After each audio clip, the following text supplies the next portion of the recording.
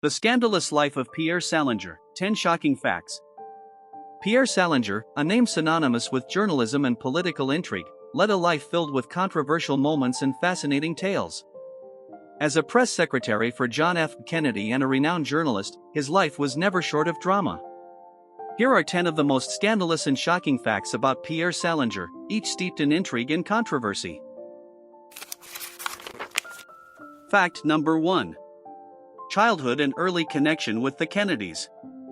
Pierre Salinger's connection with the Kennedys began during his teenage years. Born on June 14, 1925, in San Francisco, Salinger showed an early interest in journalism. At just 16, he began an internship at the Boston Post, where he first encountered John F. Kennedy.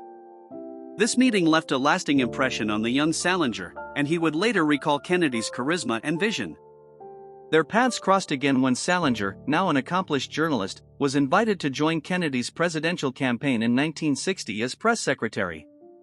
Salinger's adept handling of the media played a crucial role in Kennedy's campaign, notably during the televised debates against Richard Nixon. His loyalty and skill earned him a position as White House press secretary after Kennedy's election.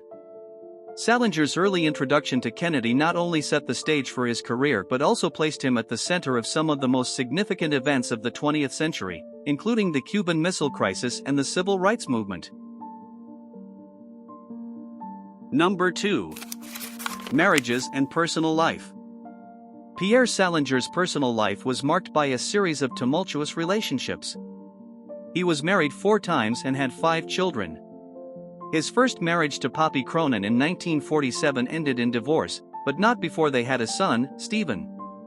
Poppy was notably the sister of Pamela Turneur, who served as Jacqueline Kennedy's press secretary, thereby deepening Salinger's ties to the Kennedy family. His second marriage, to Nancy Joy, produced another son, Gregory, but also ended in divorce. Salinger's third marriage to Nicole Jacquet, a French journalist, was brief and did not result in children.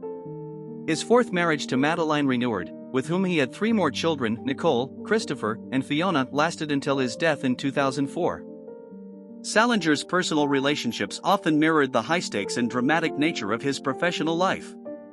His commitment to his work frequently strained his marriages, but his family connections and personal experiences also provided him with unique insights into the complex world of politics and journalism. Number 3. The Marilyn Monroe Connection. Pierre Salinger's proximity to the Kennedys fueled speculation about his knowledge of their rumored affairs, particularly those involving Marilyn Monroe. While there is no concrete evidence of a personal relationship between Salinger and Monroe, his role as Kennedy's press secretary placed him in a position to potentially know about the secret liaisons between Monroe and the Kennedy brothers. Monroe's infamous performance of Happy Birthday, Mr. President at JFK's birthday celebration in 1962 only added to the rumors. Salinger, who was responsible for managing the press and public appearances, would have been privy to the backstage dynamics of such events. In his later years, Salinger was often questioned about Monroe and the Kennedys, but he maintained a stance of professional discretion, neither confirming nor denying the speculations. The persistent rumors and his proximity to these high-profile figures continue to intrigue historians and conspiracy theorists alike. Number 4. The Cuban Missile Crisis leak. During the Cuban Missile Crisis in October 1962, tensions between the United States and the Soviet Union reached a boiling point over the placement of nuclear missiles in Cuba. Pierre Salinger, then White House press secretary, found himself at the center of a controversy when accusations arose that he had leaked sensitive information to the press. The alleged leak involved details about the U.S. naval blockade of Cuba and the ongoing negotiations between President John F. Kennedy and Soviet Premier Nikita Khrushchev. Although no definitive proof of Salinger's involvement was ever found, the accusations underscored the delicate balance between media transparency and governmental secrecy during this critical juncture of the Cold War. The incident highlighted the immense pressure on Salinger to manage information flow while ensuring national security. Salinger's role in the crisis is often cited as an example of the complex interplay between government officials and the press during times of international tension. Number 5. JFK assassination theories. Pierre Salinger's skepticism about the official findings of the Warren Commission, which concluded that Lee Harvey Oswald acted alone in assassinating President John F. Kennedy, added a significant voice to the multitude of conspiracy theories surrounding the event. Salinger publicly expressed his doubts in various interviews and writings, suggesting that there were inconsistencies and unanswered questions in the Commission's report. He proposed that there might have been a larger conspiracy at play, possibly involving elements within the U.S. government or other external actors. Salinger's insider perspective, given his close relationship with JFK and his position within the administration, lent substantial weight to these alternative theories. His assertions provided fodder for ongoing debates and fueled the enduring fascination with the assassination. In his 1992 book, P.S., a Memoir, Salinger elaborated on his views, further stoking the controversy and ensuring his place in the annals of JFK assassination lore. Number 6. The Forged Documents Scandal. In 2000, while working as a commentator for French television network TF1, Pierre Salinger became embroiled in a scandal involving forged documents about George W. Bush's military service. The documents falsely claimed that Bush had used his family's influence to avoid serving in Vietnam and failed to fulfill his Texas Air National Guard obligations. Salinger, believing the documents were authentic, presented them on air, creating a media firestorm. It was soon discovered that the documents were forgeries, severely damaging Salinger's credibility. This incident highlighted the challenges journalists face in verifying sources and avoiding misinformation. Despite the setback, Salinger remained a vocal and influential figure until his death in 2004. Number 7. The 1988 Lockerbie Bombing Report. In a shocking revelation, Pierre Salinger claimed that the CIA had prior knowledge of the 1988 Lockerbie bombing but failed to act. On December 21, 1988, Pan Am Flight 103 exploded over Lockerbie, Scotland, killing all 259 passengers and crew members, along with 11 people on the ground. Salinger based his accusations on information from anonymous sources within the intelligence community.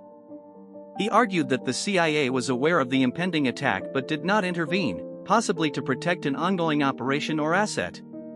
These allegations caused a significant uproar, with the U.S. government vehemently denying any prior knowledge. Salinger's assertions highlighted the complex and often contentious relationship between intelligence agencies and the media, raising critical questions about government accountability and transparency. Despite the controversy, Salinger stood by his claims, maintaining that the public had the right to know about potential governmental failures in preventing such a tragic event. Number 8. Appearance on Batman. In an unexpected and whimsical departure from his usual serious roles, Pierre Salinger made a memorable cameo in the January 4, 1968, episode of the popular ABC television series Batman. He appeared as Lucky Pierre, a lawyer representing the infamous villain's Catwoman, played by Julie Newmar, and the Joker, portrayed by Cesar Romero, in a fictional trial. This episode, titled Catwoman's Dress to Kill, allowed Salinger to showcase a different side of his personality, demonstrating his versatility and willingness to engage in lighthearted entertainment. His performance was well received by audiences and added a quirky note to his otherwise politically charged career. The cameo remains a beloved piece of trivia among Batman fans and serves as a testament to Salinger's broad range of interests and talents. Number 9. The European Exile.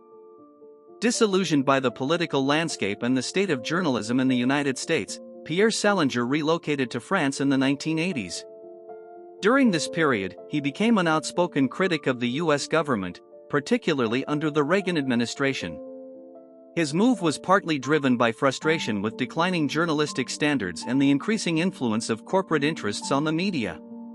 In France, he continued to write and comment on international affairs, frequently criticizing American foreign policy. His self-imposed exile made him a controversial figure, seen by some as abandoning his country during a time of political and social upheaval. Nevertheless, Salinger remained committed to his principles, using his platform to voice his concerns about the direction in which he believed America was heading. Number 10. The Final Controversy. In the final years of his life, Pierre Salinger became a vocal critic of the Iraq War. He argued that the U.S. invasion, which began in March 2003, was based on false premises, particularly the alleged existence of weapons of mass destruction, WMDs, in Iraq. Salinger accused the Bush administration of manipulating intelligence to justify the war, a stance that resonated with many opponents of the conflict. He leveraged his extensive experience and platform to speak out against what he saw as a grave injustice, often appearing on international media outlets to express his views. Salinger's outspoken opposition to the war once again made him a controversial figure, as he was both praised for his courage to challenge authority and criticized for his relentless criticism of the U.S. government. This final act of defiance was reflective of Salinger's lifelong commitment to questioning power and advocating for truth, cementing his legacy as a relentless and principled journalist. Pierre Salinger passed away on October 16, 2004, in Le Thor, France, at the age of 79, due to heart failure, closing the chapter on a life marked by significant contributions to journalism and political discourse.